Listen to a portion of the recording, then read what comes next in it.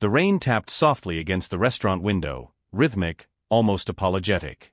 Inside, the air was warm and golden, filled with laughter, the soft clink of silverware, and perfume that whispered money. But at table 7, under the soft glow of a chandelier, sat Daniel Hart, 35, dressed in a tailored navy suit that cost more than most people's rent. He checked his watch again, 7:45 p.m. "She's late," he muttered, trying to hide the disappointment curling in his chest. His assistant had set up this date after months of subtle nudging. "You work too much, Daniel," she'd said. "You need someone who reminds you that there's more to life than contracts and quarterly reports." He wasn't sure why he'd agreed. Maybe loneliness had a way of sneaking into even the busiest schedules. Then the door opened, and the world seemed to pause. Cloud with rain, the arrival. She stepped inside, drenched from the rain. Her cheap umbrella had snapped halfway down the street. Her hair clung to her face, and her uniform, a faded blue cleaner's outfit, bore the faint smell of detergent and bleach. Her name was Mara Lucero, 28, a night-shift hotel cleaner who worked 2 jobs and carried her dreams in a second-hand notebook she kept tucked inside her bag. She hesitated near the entrance, her eyes darting nervously across the polished crowd. Daniel blinked. This couldn't be her. His assistant had mentioned someone sweet, simple, and hardworking, but this woman looked like she'd walked straight out of a storm and into the wrong life.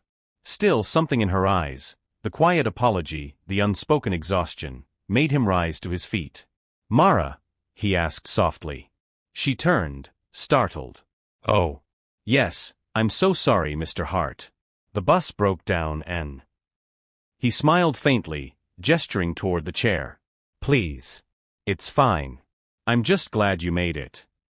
Her relief was visible, though she still seemed painfully out of place. The hostess looked at her uniform, then at Daniel's expensive watch, and frowned. A few patrons whispered. Daniel noticed. He shot them a sharp look that silenced the room.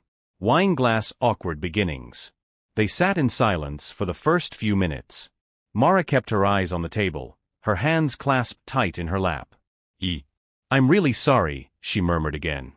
"I wanted to change, but the hotel was short-staffed and my shift ran late. I thought maybe you'd left already." Daniel shook his head. "I'm still here, and I'm not going anywhere." That earned him the smallest smile, tired but real. The waiter approached, clearly unimpressed. "Would Madam like to see the menu?" he asked in a tone that carried judgment more than courtesy. Mara fumbled with the leather-bound booklet, her eyes widening at the prices. "Oh. Meb juste water." "Please." Daniel cooked the WTS smirk. His voice hardened. "We'll both start with the house special." "And a glass of Merlot Formeux." "She'll have the same." Mara looked up, flustered. "No, "Consider it my treat," he said gently. "You've had a long day." Her throat tightened. Nobody said that to her. Not since her mother passed away 5 years ago. Étoile filante, 2 whirls, 1 table. As the meal arrived, something softened between them. The awkward pauses turned into hesitant laughter. Mara told him about her jobs, how she cleaned hotel rooms by night and folded linens at a laundry service by day. She talked about her dream of opening a small cleaning company of her own one day. "Not fancy," she said, "just honest work. Work I can be proud of." Daniel listened quietly, fascinated. He realized he hadn't heard someone talk about dreams in years. Not goals, not profit, but dreams. When she laughed, it wasn't polished or rehearsed, it was genuine. When she spoke, her words carried the kind of strength you only find in people who have fallen and gotten up 100 times. And when he told her about his company, about the endless meetings and the cold penthouse that never felt like home, she didn't look. "Sad. That sounds lonely," she said softly. He blinked. No one had ever said that to him before. Crescent moon, the confession. When dessert came, Mara finally looked him in the eye. "Can I be honest?" she asked. "Please. I almost didn't come tonight." He smiled faintly. "Because of the rain?" She shook her head. "Because I didn't think I belonged here. Not with someone like you." Daniel leaned forward. "Someone like me?" "You have everything," she said. "I have detergent on my hands." He stared at her for a moment, the woman who smelled like bleach and sincerity, and then said quietly, maybe that's exactly what I need. Someone real. She didn't know what to say. No one had ever looked at her like that, not like she was invisible, but like she mattered. Taxi a ride in the rain. When the evening ended, Daniel insisted on driving her home. But when she pointed out the narrow alley behind an old laundromat, he hesitated. You live here? She nodded. Top floor. It's small but it's mine. He watched her walk up the stairs, her small figure illuminated by the flickering streetlight. Something tugged at him, a mix of admiration and guilt. He had built an empire. But she had built resilience. And maybe, he thought, she was richer than he'd ever be. As she reached her door, Mara turned and waved. Thank you, Mr. Hart. Daniel, he corrected with a grin. Just Daniel. Her smile, even in the rain, was enough to melt away the city's cold. The next morning, Daniel Hart woke up earlier than usual. But even after a hot shower and black coffee, one thought refused to leave his mind, her. Mara Lucero. The woman who came to a date still smelling of detergent and honesty. He couldn't stop thinking about her laughter, her humility, her strength. He'd met hundreds of women in suits and heels, with polished words and practiced smiles, but none had looked at him the way she did. Like he was just human. Yet life moved fast. Meetings, deadlines, investors. The Hart had no room in his world of strategy and silence. By midnight, he was still in his office, tie loosened, sleeves rolled up, reviewing a presentation for the board. His company, Hart Industries, ran several hotels across the city, one of them the very place where Mara worked. He didn't know that yet. Not until he heard the sound, a faint rhythmic squeak echoing down the hallway. Night with Stars, the moment that changed everything. Daniel frowned. It was long past closing time. He stepped out of his glass office, following the sound. Down the hall, under the dim fluorescent lights, a woman was mopping the marble floor, slow, methodical, exhausted. Her back was turned, but something about the curve of her shoulders, the way she hummed softly to herself, made him pause. Mara. The mop froze midair. She turned, startled, eyes wide, and nearly dropped the bucket. Mr. Hart, she whispered. The same woman from the rain, standing there in her faded uniform again, holding a mop like a shield. He blinked, speechless. You work here? She swallowed hard. Yes, sir. The cleaning agency assigned me to this building last week. I didn't know it was yours. The silence that followed was heavy. Daniel saw the flicker of embarrassment in her eyes, not shame but fear. Fear of jugement. Two worlds collide. I should go, she said quickly, setting the mop aside. I didn't mean to bother you. He stepped forward. Mara, ouais. She froze. You're not bothering me.